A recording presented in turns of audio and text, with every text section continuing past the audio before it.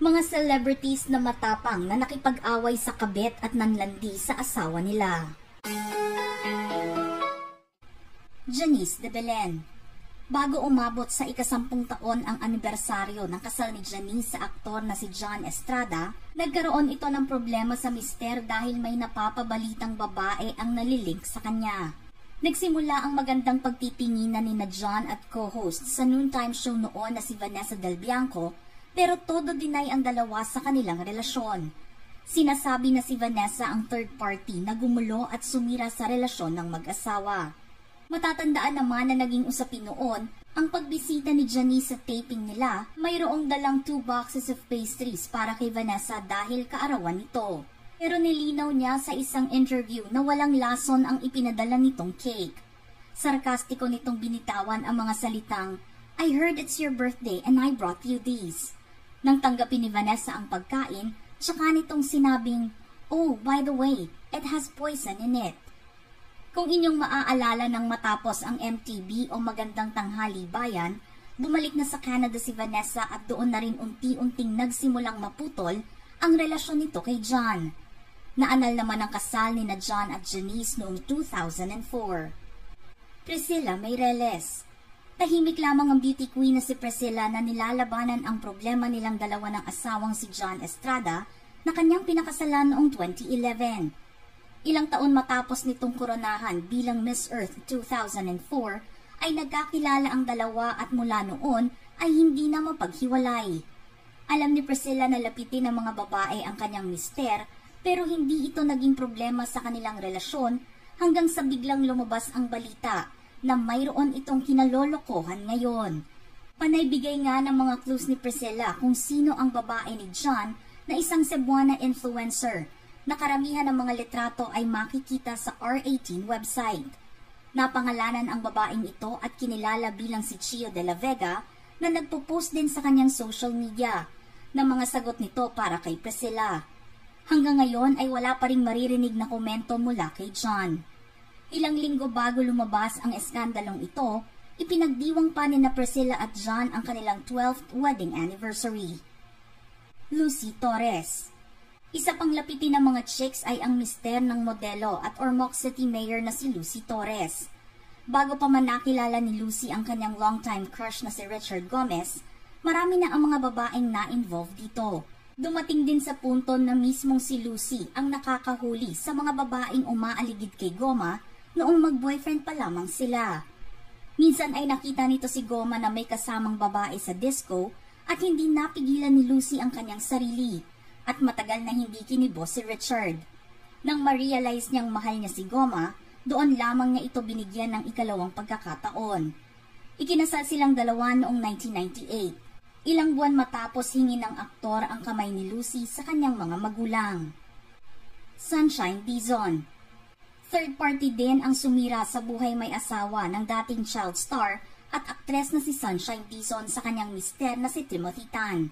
Hindi makapaniwala si Sunshine na nagawa ng mister na magloko. Naging masalimuot ang naging hiwalayan nilang dalawa dahil umabot pa ito sa demandahan. Isang babaeng nagngangalang Clarissa ang inilabas ni Sunshine sa publiko bilang third party sa relasyon nila ni Timothy. Ipinakita rin ito sa social media ang ilang mga notes na galing sa babae na para naman sa kanyang mister. Hinding-hindi naman ibibigay ni Sunshine ang annulment sa kanyang ex-husband dahil walang kapatawaran ang kanyang ginawa.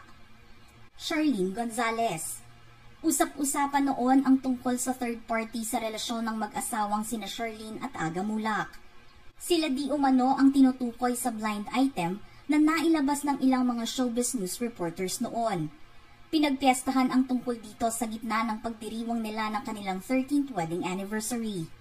Base sa mga naisulat noon, hindi na kinaya ni Charlene ang pagiging chickboy ng mister, kaya naman niya kinumpronta ang asawa. Doon ay umamin di umano si Aga sa kasalanan na nagawa nito. Hindi naman ito napatunayan kung totoo nga ang pangyayari dahil masaya pa rin magkasama sina Aga at Charlene. Ngayon na sila ay 22 years ng kasal. Annabel Rama. Isa pa sa mga celebrities na open book ang tungkol sa love life ay ang mag-asawang sina Eddie Gutierrez at Annabel Rama. Kilala naman sa pagiging matapang si Annabelle na walang sinusukuan lalo na't kung alam nitong nasa tama siya. Kaya naman noong magkaroon ng babaeng umakit sa kanyang mister, hindi nito napigil ang pagkompronta rito. Sa isang TV guesting noon ay naitanong sa kanya ang tungkol sa isang aktres na pilit na inaakit ang kanyang mister. Matinding tugon ni Annabelle na hindi niya papangalanan ang babaeng iyon dahil baka mas sumikat ito. Nagbigay na lang siya ng mensahe at sinabing sorry na lang siya dahil nasa kanya na ang asawa niya at hindi na maaari pang mga liwa. Vicky Bello. Matinding balita ang bumulabog sa mundo ng showbiz nang lumabas ang video scandal ng nooy boyfriend ni Dr. Vicky na si Hayden Ko. Maliban sa mga babaeng naipakita sa video na iyon, lumitaw ang pangalan ng dating aktres at TV host na si Nancy Castiglione at naakusahan bilang third party. Nag-iwan pa nga ito ng mensahe na maaari na niyang i-date si Hayden. Pero hindi lang itong dahilan kung bakit patuloy na nadudurog ang puso ni Vicky bago sila ikasal ni Hayden.